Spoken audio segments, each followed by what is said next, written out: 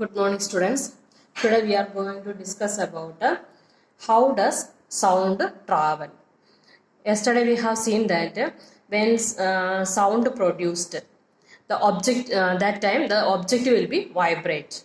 So when sound produced from a source of sound, the object will be vibrate, and that vibration that will be transferred to the air particles which surrounded it.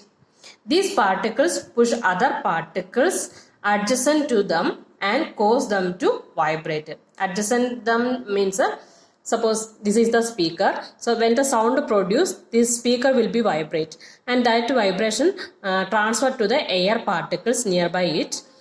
Then that vibration is transferred to the adjacent. Adjacent means nearby particles. So that will be transferred, and that vibrations transferred to another particles, and that process will be continue. Then waves of sound will be produced. Sound will be travel in the form of waves. That waves, when the sound waves reach our ears, then that make the sensation of hearing. Okay, so when the sound source produce sound, the object will be, that sound source will be vibrate. That vibration will be transferred to the nearby particles of air. Then that vibration is transferred to the next particle, means the adjacent particle. Then that way the energy will be transferred from one particle to another. Then like that way the waves will be travel, and it reach to the ear. When it reach to our ear, it make the sensation of hearing. Don't think so. The same particle will move from speaker to ear.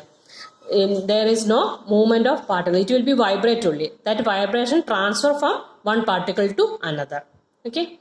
So that way the vibrations transfer from one particle to another, and it reach to our ear, and that make the sensation of hearing. For describing this process, one device we are using, that is a tuning fork. Okay, a tuning fork is an instrument that is used to study sound waves. So tuning fork, that consists of two prongs. Two prongs are there. When we hit this tuning fork with a hard surface, then it will be vibrate. The prongs will be vibrate. Vibrate means it will move forward and backward direction.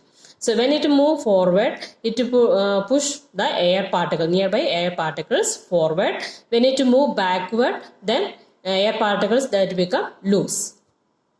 That we can see in the next figure.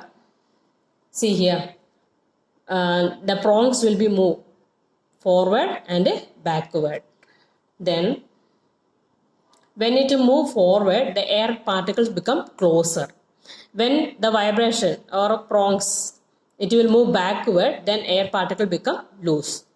So like that way, this pressure that will be forward from one particle to another. So alternate, it will take place alternate. When it move forward, then air particle become closer.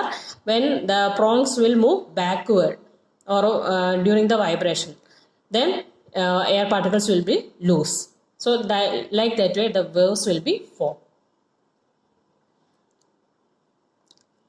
And the area of the medium where the vibrating particles are pushed closer are called compressions. So these regions where the air particles are closer, that regions are called compressions. The area where the vibrating particles are spread out are called rarefactions. So here the air particles are spread out, means loosely packed. That area is called rarefactions. So when the sound produced from a source, there are two regions will be formed, compressions and rarefactions. Then that way the sound waves that will be travel through the medium, and it reach to our ear. And next, sound need a source or a medium to propagate. Sound need a medium to propagate. Medium, it is necessary for the propagation of sound. So first activity, for that you can use one table. Table, it is a solid. No? So on one end we can place the alarm clock. In the book it is given alarm clock, and another end we can place our ear. Then when we place it our ear on the table, then the tick tock sound of the clock that will be we can hear. A small sound, but that we can hear, because the sound will be travel through this solid, then it reach to our ear. Then another activity it is given, that is activity 5, to show that sound can travel through liquid, and a tub and a bell. For this activity we need a tub and a bell. Then fill the tub with water, shake the bell inside the water with one hand, like this, shake it. Then place your ear as closer to the water surface as possible, like this. Then the ringing sound of the bell is heard. When we do like this, then the ringing sound that will be heard. So sound can travel through liquid also.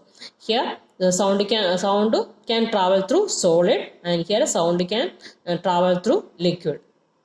And another activity it is given to show that sound cannot travel through vacuum. So one medium it is necessary for the propagation of sound. If there is no medium, then sound can't travel.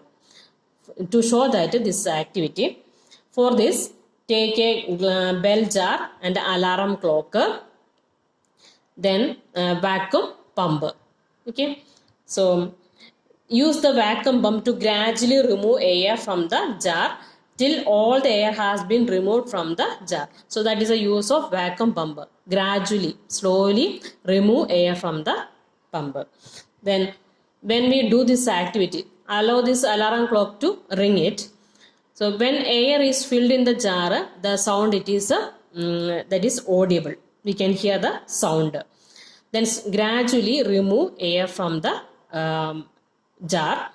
So as the air removed from the jar, the sound of the alarm becomes fainter. Then the sound that will be becomes fainter. Then when all air has been removed from the jar, the vacuum is created. When all the air that is removed from the jar, then here vacuum will be created. Means no medium, no air.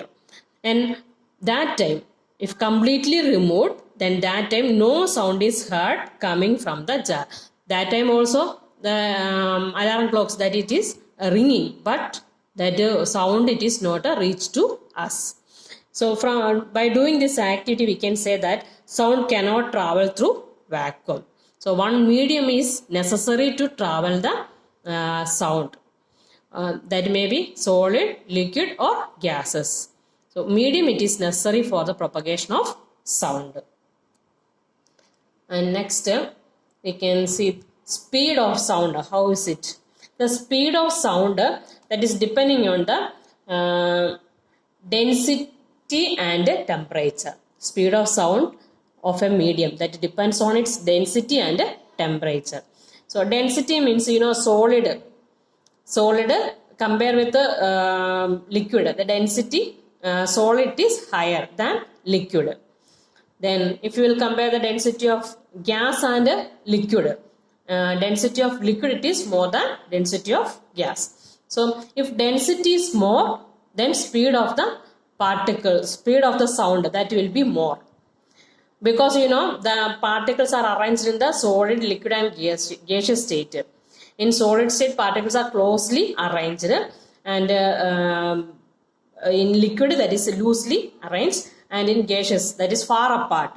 So the vibration, if in the solid, the particles will vibrate, and that can easily transfer from one particle to another, because their particles are closely arranged. Because of that, the speed of sound in solid that is higher than other two mediums. Then temperature also. If temperature is more, then speed of sound also will be increase. If temperature it is 4, then speed of sound that also will be 4. That also will be decrease. So one table is given in page number 144, speed of sound in different mediums. Read it. And today I have completed up to page number 141. After reading the portion, if you have any doubt, you may ask.